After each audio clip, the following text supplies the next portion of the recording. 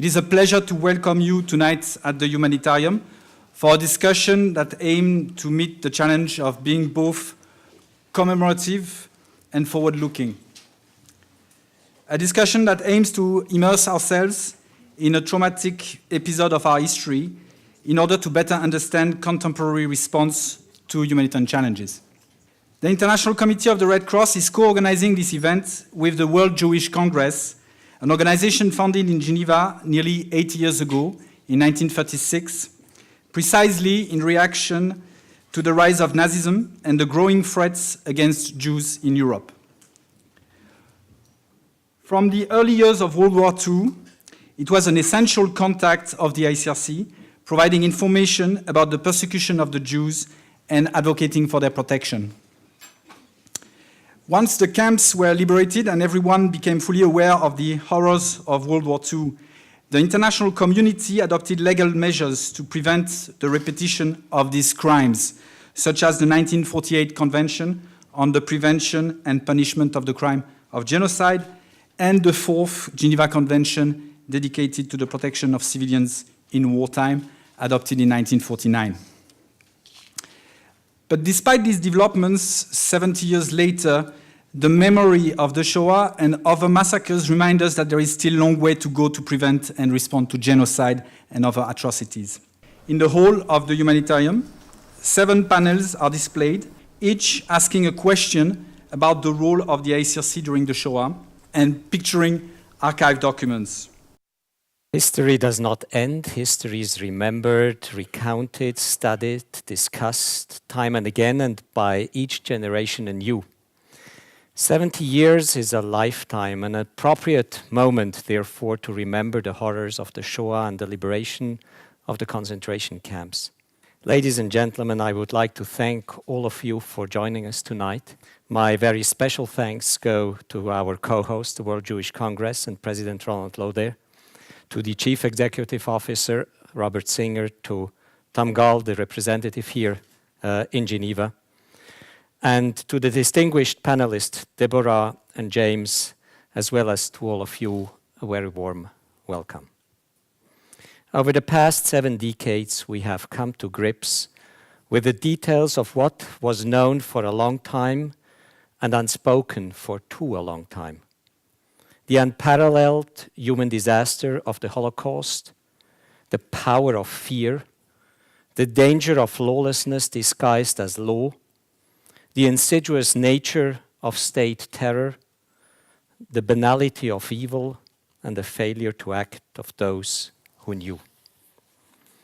Over the past 7 decades, we have learned about the political, moral, and professional failures of systems, institutions, and individuals, which resulted in a man-made disaster and which rooted in what Karl Deutsch so ably described as a cognitive catastrophe, or in other words, the inability of too many contemporaries to understand the very character of the Nazi regime. Over the past 7 decades, we have heard innumerable versions of the perverse justifications of the horrors of the Shoah. These justifications were first and foremost those of the perpetrators, but they extended to the rest of the world who stood by and watched.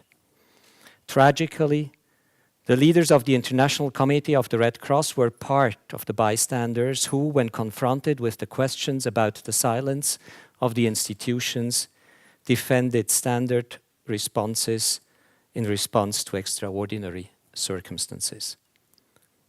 To speak now would be ineffective, they said. It would not change the course of history. It would compromise existing access to people in need. It would reflect badly on the neutrality and impartiality of the organization, and we go on. At the origin of such justification, there were profound misunderstandings about the character of the system and the nature of terror. The ICRC did not see Nazi Germany for what it was. Instead, the organization maintained the illusion that the Third Reich was a regular partner, a state that occasionally violates laws, not unlike any army during the First World War. occasionally using illegal weapons and means and methods of warfare. We all know that the Shoah was a defining moment of the world for humanity, for the Jewish community, and for international relations. It shaped and sharpened the expectations of public policies in numerous countries and in the international relations with regard to the legal and moral obligations and responsibilities of individuals. As a historian, I spent many years studying German and European politics of the 1930s and 40s, trying to understand the dynamics of power and of totalitarian regimes, as well as the breakdown of civility. As a Swiss diplomat, I have experienced the strong tensions between historical truth and the politics of justifications. And as a president of ICRC, I keep asking myself how the past disaster links to the present violences we experience. In the wake of the Shoah and the Second World War, the international community adopted, Vincent mentioned it, the Fourth Geneva Conventions with its focus on the protection of civilians, a novelty in the area of international law that had focused much more protecting the wounded and sick and the detained soldiers in the field. Around the same time, the United Nations adopted the Convention Against Genocide, and in the years that followed, the international community saw accountability of war crimes, crimes against humanity and genocide emerge as a triple red line. The right to know, the right to reparation, the right to justice, and the right of non-recurrence emerged after the Second World War as important benchmarks for dealing with the past and as a necessary pillars of meaningful reconciliations in society. With regard to legal and policy frameworks, the world has learned some lessons from the Shoah. In institutional terms, the ICRC also learned some hard lessons. It had failed to protect civilians, and most notably the Jews persecuted and murdered by the Nazi regime. It had failed to understand the uniqueness and the inhumanity by responding to the outrageous with standard procedures. It had looked on helplessly and silently, not really trying, certainly not hard enough, to live up to the principle of humanity. The ICRC failed because it drew inexcusably false conclusions from perfectly valid observations. It failed as a humanitarian organization because it had lost its moral compass. This failure has become an intrinsic part of our institutional history. 20 years ago, my predecessor, Cornelius Sommaruga, whom I welcome warmly amongst us tonight, was the first ICRC president to publicly recognize that the organization's failure to speak out was a moral defeat. I can only echo this judgment tonight and commend him for recognizing it when he did. Since then, we have chosen to confront our past and to embrace transparency. Our public archives are proof of our acknowledgement of the past and of our continued effort to confront uncomfortable truth. The ICRC has also adopted a new policy on confidentiality, explicitly acknowledging that there is a path to condemnation of acts of inhumanity. We have chosen not to let ourselves be cornered by the binary logic of silence versus denunciation, which inevitably leads to paralysis in an institution like ours. Instead, the ICRC has opened many avenues for action, mobilizing high contracting parties of the Geneva Conventions, engaging diplomatically, reaching out to the public to explain our modus operandi, seizing activities when confronted with unacceptable conditions imposed on it by warring parties, withdrawing from a context in extreme circumstances where staying would do more harm than good, and ultimately publicly denouncing violations of international humanitarian law. Today, the big question is not whether to speak out, but how, when, and to whom we should speak, on what in order to further our objective of preserving human dignity and enlarging space for humanitarian action. When mass atrocities are no longer hidden behind the walls of concentration camps and in the dark cellars of the Gestapo, when the display of inhumanity, anti-Semitism, and exclusion is part of generalized attempt to terrorize groups and societies at large, we may need more refined strategies than just public outcry. Given today's challenges, it will come as no surprise to you that the ICRC current 4-year strategy places a particular emphasis on furthering its humanitarian diplomacy. Given our roots, our role, and our responsibility, we cannot just be a relief organization. We must put the protection of vulnerable people first, which entails injecting a more forceful dynamic between our daily work in favor of war-affected populations and our mandate to develop and promote international humanitarian law and to influence the humanitarian policy developed by the high contracting parties to the Geneva Conventions. Even the best and most ambitious institutional strategy will not solve the dilemmas that persist between the high principles that inform humanitarian action and the stark realities with which we are confronted in so many conflicts today. We are all aware that the opposite of failure is not necessarily success. But this should not mean that we do not strive to improve. Success for me involves asking the right questions, which is precisely what tonight's panel would like to do. We are invited to think about the singularity of the Nazi regime and the Holocaust and whether it can be connected with the enduring patterns of genocide and violations of fundamental law. This raises a number of related questions, such as whether we can distinguish between violations of the law that take place within the framework of general acceptance of the law and the systematic violations that fundamentally question the principle of humanity. How to avoid misguided analogies that lead us to wrong conclusion. What is new and what is old when we are confronted and comparing conflicts? Where is the line between compromise and rotten compromise? When is persistent and patient engagement the right thing to do, and when is it a dangerous illusion? Many have committed to learn from the past and not to see history repeat itself. 2 weeks ago, on Yom HaShoah, or Holocaust Remembrance Day, the words "never again" once more reverberated across the world. But for the ICRC, somehow, "never again" resonates with difficulty because of what we see and experience on the ground each and every day.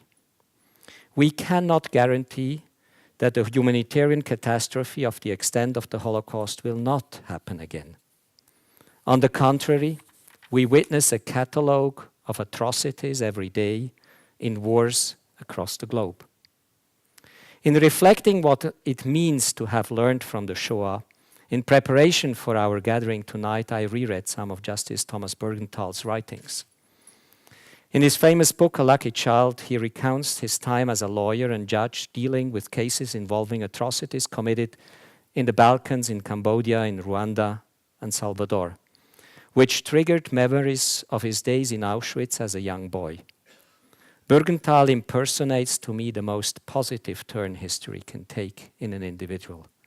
Many of you may recall when Bergenthal compares survival in Auschwitz with those kids who survive poverty and violence in today's urban slums.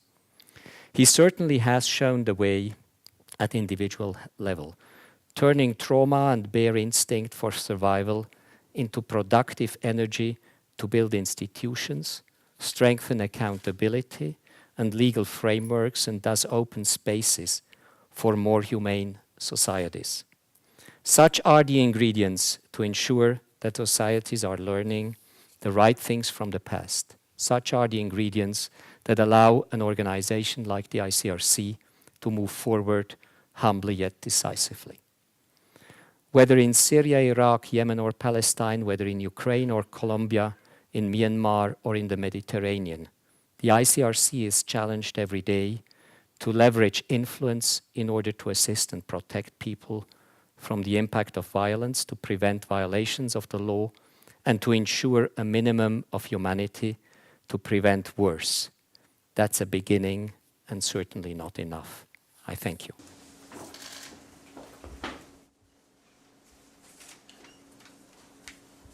2 days ago, I participated in the 70th anniversary of the liberation of the Bergen-Belsen concentration camp in Germany. 70 years ago this spring, the entire world suddenly became aware of the Nazi plan to annihilate all the Jews on earth. Camps were liberated from Eastern Poland to Western Europe, and the entire world finally saw the true horror. British troops entered Bergen-Belsen with cameras, and within weeks, the newsreels were seen everywhere, the bulldozers pushing naked bodies into open pits, the walking skeletons, the inhuman conditions that Jews were forced to endure. I stood on one of the largest Jewish cemeteries in the world, but it's a strange cemetery. There are no gravestones, no markers. Hundreds of thousands were not just robbed of their lives, but their identities as well. But as the world finally understood the reality, the fact is, all of this was known for years by governments and this organization. The Holocaust was never just a Nazi project. The Holocaust could not have happened without the entire world looking the other way. World silence led to the Holocaust. World indifference led to the Holocaust. And sadly, when an organization as respected as the International Red Cross, the foremost humanitarian organization in the world, was faced with German defiance regarding inmates of the camps, the Red Cross did not push the matter any further. The Red Cross chose silence as well. The ICRC explained that it did not want to jeopardize its attempts to help the millions of other victims of the Nazis, including the many prisoners of war. Throughout World War II, the Red Cross seemed to be balancing its ability to what it could do in Europe without upsetting Nazi Germany. Its fear that it would be completely shut out completely. So the Red Cross made the fateful decision to tread lightly. There is no doubt that the Red Cross did much good work during World War II, but it could have done more. It should have done more. But to single out the Red Cross as the only international organization that did not speak out is unfair. The sad fact is, nobody spoke out. International organizations did not stand up to the Nazis. Very few religious leaders stood up to the Nazis. Most governments did not stand up to the Nazis until they were threatened themselves and they had no choice. All this raises a vital question of light of what is happening today in the world. How should the International Red Cross and all organizations and responsible governments deal with totalitarian regimes of today?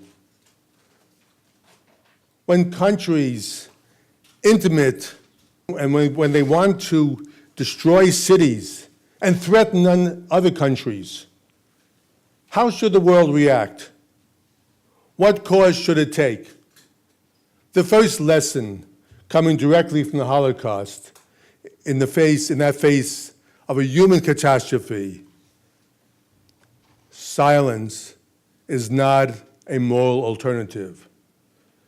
This is more important today than ever before because of what we see throughout the Middle East and Africa, and even right here in Europe. How should the world deal with humanitarian disasters? We see in Assad, Syria, with over 200,000 people slaughtered and millions of refugees, or Iraq, as ISIS tears through it, slaughtering men, women, and children. From 1933 on, the entire world was intimidated by Adolf Hitler. Almost no one spoke out against him. The result was World War II, with over 60 million dead and 2 continents destroyed. When Neville Chamberlain returned from Munich holding this flimsy piece of paper that promised peace in our time, Winston Churchill said, and I quote, "You were given a choice between war and dishonor. You chose dishonor, and you'll get war." We learned, if anything, it is this: tyrants cannot be appeased, and silence is no alternative. Jews learned what silence brings. We learned the lesson the hard way. That is why the World Jewish Congress has been speaking out, also on behalf of Christians, when Christians are slaughtered in Africa and the Middle East, just because they're Christians. We, the World Jewish Congress and Jews, cannot be silent. I believe the International Red Cross has an important obligation that goes far beyond relief work.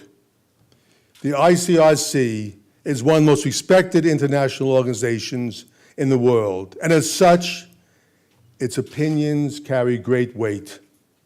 From the bitter lessons we learned in the Holocaust, I believe the International Red Cross should help guide the world and make the right choice. You have already proven your moral authority because you've opened up your historical records. You have admitted that you could have done more and should have done more. Even on your website today, you openly and honestly say that our, I quote, lack of action on behalf of victims of the Holocaust was the ICRC's greatest failure. It is never easy for people or organizations to be this open, and for this, I believe the ICRC should be commended. The World Jewish Congress commends you. I commend you. By doing this, you uphold the highest traditions of this great and noble organization. I hope that this gives other organizations, and frankly, other countries, the courage to open up their records on dark matters they have hidden for years. And while you should not jeopardize your political position, the world is in desperate need of leadership, this ongoing debate between right and wrong. And that is exactly what this is, a struggle between good and evil. There is no ambiguity when armies kill everyone in their path, beheading men, women, and even children. This could not be more clear, just as it was clear 70 years ago when the concentration camps were liberated. The world today faces its greatest challenge since the end of World War II. Nothing could be more important in 2015. The International Red Cross must show the world the way. You have already demonstrated noble courage. The world looks to you again in another hour of need. The world is counting on you. I thank you very much for the chance to speak. Thank you.